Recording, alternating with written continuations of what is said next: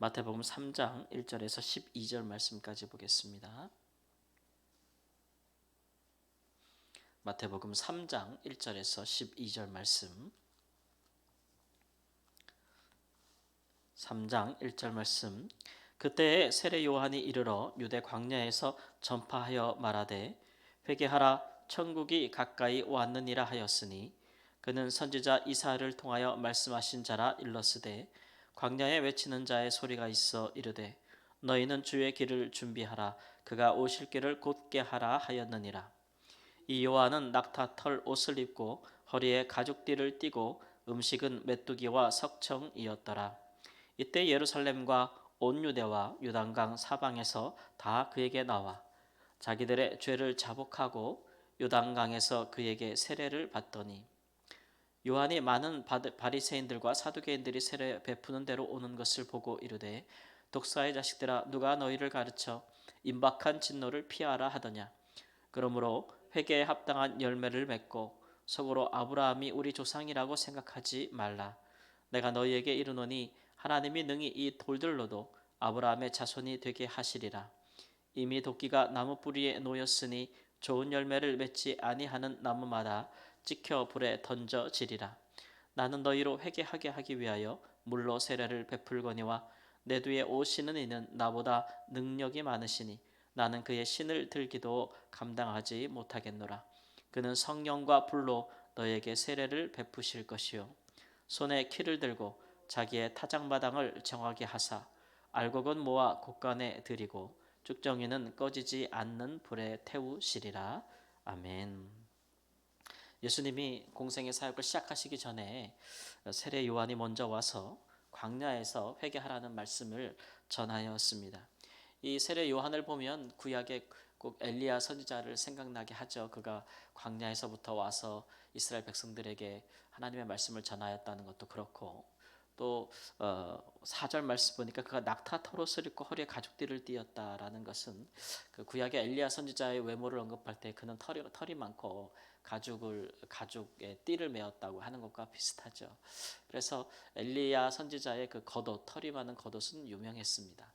그래서 그 겉옷을 가진 자가 그의 선지자직을 계승하기도 했죠. 그가 이제 엘리사 선지자입니다. 그러나 세례 요한이 이런 사역을 할 때에 그가 어떤 기적과 능력을 행했다는 기록은 하나도 찾아볼 수가 없어요. 그러니까 백성들에게 어떤 그가 선지자로서 보여줄 수 있는 어떤 그 초월적인 어떤 사건들이나 이런 것들을 그가 행하는 자는 아니었다라고 하는 것이죠. 누가복음의 기록에 의하면 그는 어릴 때부터 나실인으로 구별되어진 사람이었습니다. 그는 제사장 가문에서 태어났지만 제사장 가문에서 태어난 아주 늦둥이 아들이었죠. 그만한 어떤 대접과 어떤 그런 보호 이런 것들을 받지 못하였고 그는 오히려 모태로부터 성령의 충만함을 입어서 그는 광야로 나아가서 홀로 하나님과 금욕하면서 그 성령님의 인도하심에 이끌려서 구약의 말씀을 연구하고 그 말씀에 따라서 이제 백성들에게 말씀을 전한 분이라 할 수가 있겠습니다.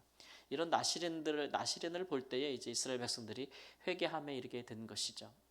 도대체 어떻게 많은 백성들이 이렇게 초라한 모습으로 광야에서 복음을 전하는 회개하라고 외치는 자의 음성을 듣고 그들이 나와서 죄를 자복하고 세례를 받을 수 있었는가?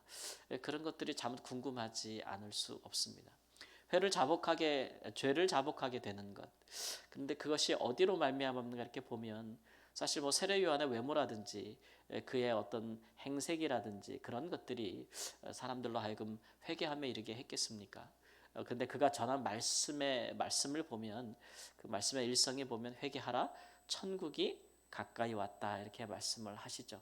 회개할 이유에 대해서 말씀하기를 왜냐하면 이제 하나님 나라가 이제 왔다. 가까이 왔다. 이렇게 이야기를 하고 있는 것입니다. 하나님의 나라가 왔다는 얘기는 이제 하나님께서 보내시는 왕이 오셨다는 얘기죠. 그래서 하나님의 나라를 우리 가운데 이루실 진정한 왕이 우리에게 오는데 그를 맞이할 준비를 해야 된다는 것이죠. 그는 이제 구약의 이사야 선지자의 예언처럼 의의 왕이요, 거룩의 왕이요, 화평의 왕이기 때문에 그를 맞이할 준비를 해야 되는데 왕을 맞이할 준비를 하는 사람들은 무엇보다도 이제 그 죄가 있어서는 안 된다. 죄악이 있어서는 안 된다. 회개해야 된다라는 그런 말씀을 전하여 주고 있는 것입니다. 그것은 그가 구약의 말씀을 연구하면서 광야에서 하나님께 받은 메시지라고 할 수가 있겠죠. 그래서 이스라엘 백성들은 당시에 다 이제 정말 메시아가 오기를 기대하였고 또 하나님의 나라가 오기를 기대하였고 그런 소망이 있었는데 그 소망에 더하여서 우리가 이제 그것이 정말 지금 왔다.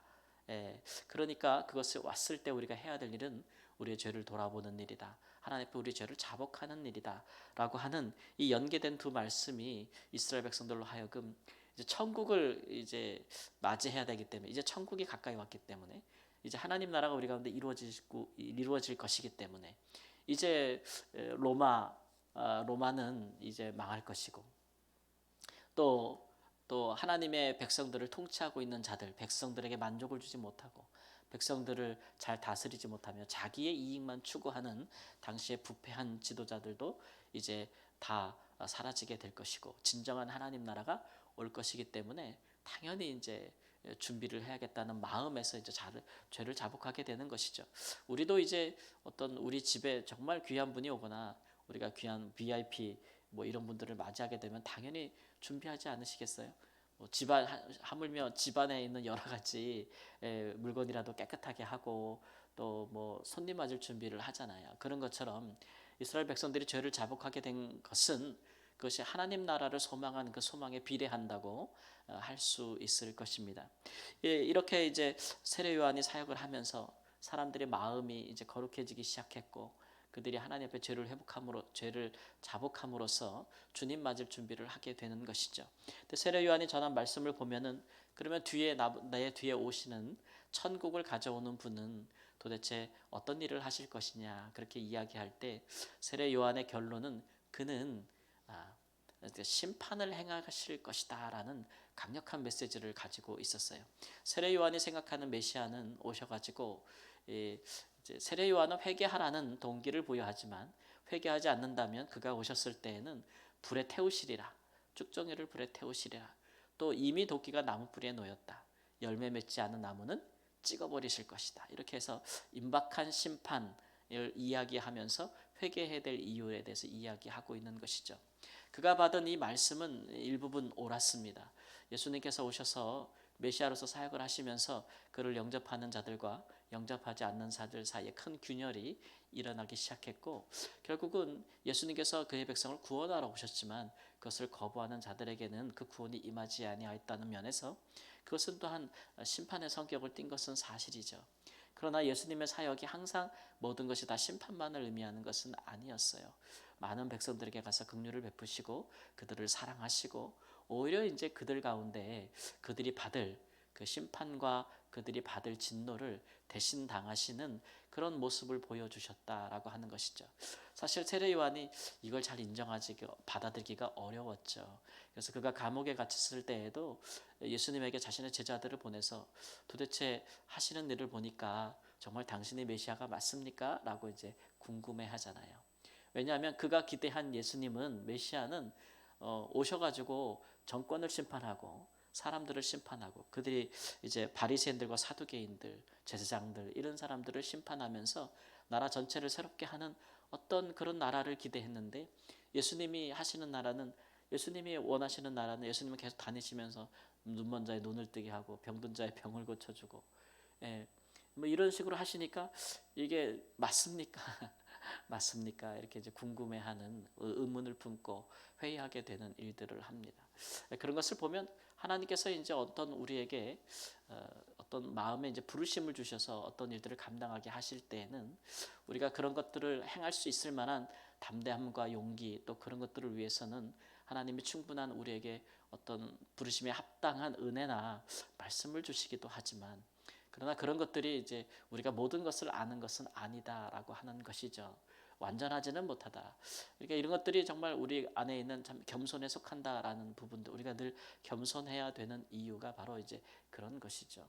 우리가 주님이 정말 지금도 이제 천국은 오고 있고 우리 주님께서 천국을 이제 완전히 가져오실 날들을 우리가 기다리고 있는데 그때까지는 우리가 그 나라를 소망하기도 하고 또 그 나라로 인하여 우리가 오실 주님 앞에서 부끄러움이 없게 하기 위해서 우리가 회개하기도 하고 또 그런 일로 많은 사람들을 우리가 권면하기도 하고 부득불 우리가 그런 일들의 세례 요한의 사역을 우리가 일부분 받아서 우리도 그렇게 사역을 하는 그런 선지자와 같은 사역을 계승한 사람들이라고 할 수 있지 않겠습니까? 그러나 우리가 알고 있는 예수님과 또 천국은 정말 그것이 올 때랑 비교해 보면 정말 그 부분에 불과할 것이다.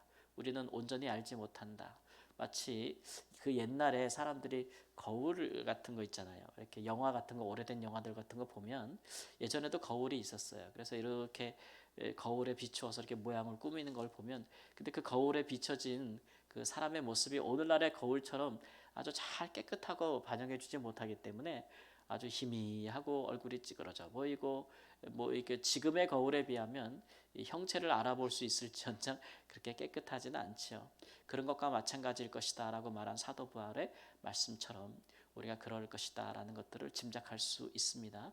이러한 것들이 우리를 이제 하나님의 나라를 더 사모하게 할 뿐만 아니라 또 주님 앞에서 우리를 겸손하게 하는 계기가 될 것이겠죠. 우리가 열심을 다하여도 우리가 하나님을 위해 힘을 내어도 하나님이 또 하시는 일들에 대해서는 우리가 부득불 물러날 부분들이 있다. 우리가 행하는 모든 일을 다 100% 완전한 것이라고 주장할 이유가 없다라는 것들을 그런 일들도 우리가 세례 요한의 상해에서 그의 사역에서 이제 보게 되는 것입니다. 어쨌든 하나님의 나라가 우리의 삶에 가까이 오면 우리 가운데 이루어지는 일들이 굉장히 많습니다. 우리가 정말 기대하고 소망하는 모든 것들은 하나님의 나라가 우리 가운데 이루어질 때 이루어지는 일이고 천국이 우리의 삶에 임할 때에 우리가 볼 수 있는 일들입니다. 그러므로 오늘도 기도하실 때 하나님 천국이 우리에게 온전히 더 임하시고 성령으로 말씀으로 주 예수 그리스도로 말미암아 천국이 오늘도 우리에게 한 걸음 더 가까이 하나님 우리에게 우리의 삶에 우리가 사랑하는 이들에게 임하여서 우리가 정결하고 거룩할 뿐만 아니라 하나님께 예수님께서 이 땅에 이루어 주셨던 천국에 속한 일들이 그런 아름다운 역사들이 우리 가운데 풍성하게 하여 주옵소서라고 기도할 수 있는 은혜가 있기를 우리 주 예수님의 이름으로 축원합니다. 아멘. 주님, 천국이 가까이 오면 우리 가운데 하나님 일어날 크고 놀랍고 아름다운 일들을 생각해 봅니다. 하나님 천국이 우리에게 임하시면 하나님의 백성들이 주께 돌아오게 되는 것이고 또 하나님 앞에서 정결하게 되는 것이고 또 예수님을 맞이하면서 그의 사랑 안에서 변화되어지는 것이고 하나님 세상을 향해서 예수의 이름을 가지고 나아가는 그리스도인으로서 살게 되는 귀한 역사들이 있는 줄을 믿습니다. 그 같은 역사들이 날마다 우리의 삶 가운데 이루어지기를 원합니다. 우리가 주님을 가까이 하는 자들이 되게 하시고 주께 가까이 하기 위하여 또 주께서 우리 안에서 역사하기 위하여 우리의 삶을 인도하시기 위하여 우리에게 회방이 되거나 걸림돌이 되는 것들을 우리가 미워하고 우리의 삶과 마음과 생각 안에 두지 아니하는 하나님의 백성으로서의 온전한 모습으로 회복될 수 있도록 인도하여 주옵소서. 존귀하신 예수님의 이름으로 기도합니다. 아멘.